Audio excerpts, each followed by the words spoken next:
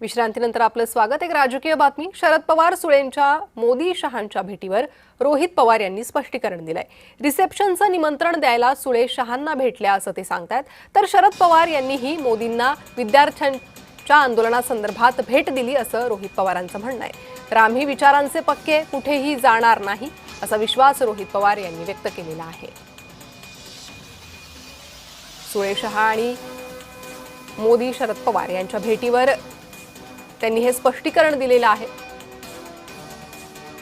तर रिसेप्शनच्या निमंत्रणासाठी सुप्रिया सुळे शहांना भेटल्या आणि विद्यार्थ्यांच्या मागण्यांसाठी शरद पवार हे मोदींना भेटले असं स्पष्टीकरण रोहित पवार यांच्याकडून आलेलं आहे। आम्ही विचाराचे पक्के आहोत, कुठेही जाणार नाही असं त्यांनी म्हटलेलं आहे।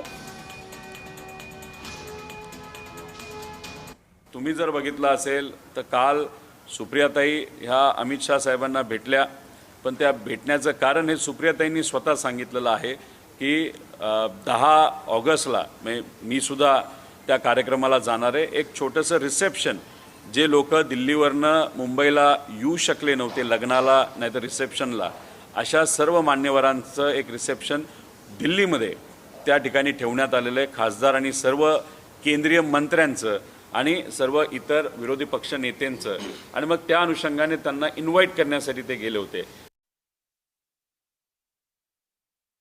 विद्यार्थ्यांचे अडचणी सोडवण्यासाठी एक संवाद पण करणं तितकंच महत्त्वाचं असं पवार साहेबांना त्या ठिकाणी वाटलं होतं।